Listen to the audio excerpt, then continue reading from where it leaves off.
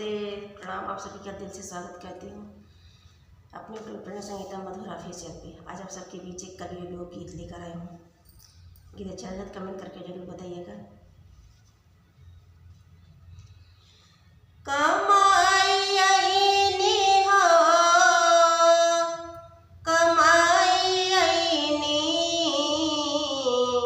अम्मा ससुरे में नमवा कमाई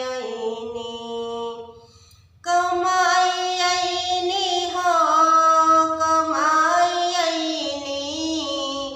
अम्मा ससुरे में नमवा कमाई अम्मा ससुरे में नमवा कमाई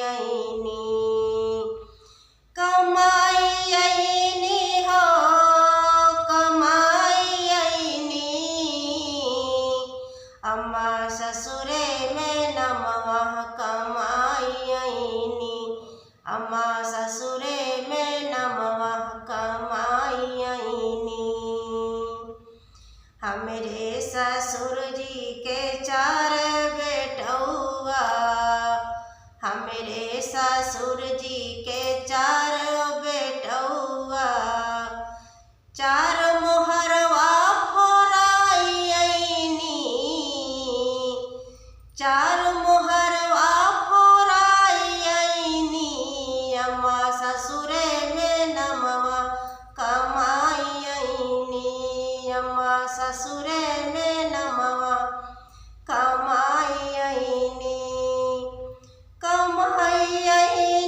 हो कमाई अम्मा ससुरे में नमवा कमाई अम्मा ससुरे में नमवा कमाई सास ससुर का लाते मार्यो सास ससुर का लाते मार्यो जेठऊ का मोछा मुड़ाई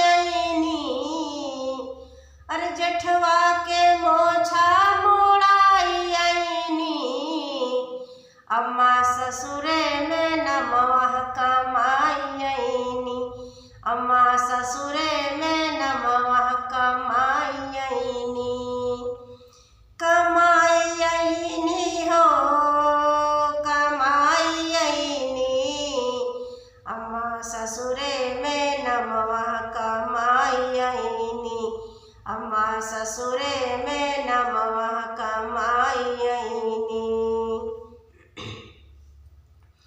अपनी ननदिया का ससुरे पठायो अपनी ननदिया का ससुरे पठायो बलमुख पागल बनाई अरे बलमुख पागल बनाई अम्मा ससुरे में नमवा कमाई अम्मा ससुरे में नमवा कमाई हो कमाई अम्मा ससुरे में नमवा कमाई अम्मा ससुरे में नमवा कमाई तो एक गीत ऐसी है, बेटी ससुराल जाती है तो माँ बाप बहुत कुछ सिखा के बेटी को भेजते हैं कि बेटी ससुराल जाना, अच्छे से रहना, हम लोगों का सिर नीचा नहीं करना, जिस तरह हम लोगों को मानते हो इस तरह अपने सास ससुर को मानना, कोई लड़ाई झगड़ा मत करना। लेकिन बेटी कहती है ठीक है माँ। लेकिन बेटी जब ससुराल जाती है, पहले ही दिन जब ससुराल जाती है लौट कर आती है तो उसकी माँ पूछती है कि बेटी तुमने सब ससुराल में सब ठीक ठाक है? तो बेटी बोली हाँ माँ ठीक है जैसे आप बोली तो वैसे। तो बेटी बोली कि तो माँ बोली बेटी क्या करके हैं? वो ससुराल में सब बहुत खुश है। तो बेटी माँ बोलती है बेटी क्या क्या करके जो इतना खुश है सब। तो बेटी बताने लगती है कि पहली बार गए, चार मोहर फुराई के चली आए, लड़ाई झगड़ा करा के सबका अलग बाटी करवा के चली आए और सास ससुर के लाते मारी आई, ससुर के मोछों मुड़ाई आई पहली बार। अननद का तो ससुरे माला भेजाए दे ठीक है।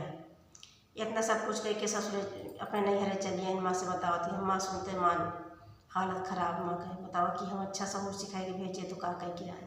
तो आज आप लोगों को हमारे गीत अच्छी लगी हो प्लीज़ आप लोग लाइक सब्सक्राइब ज़्यादा से ज़्यादा शेयर करना, कमेंट करना कि बेटी ससुराल में जाए अच्छे से रहे।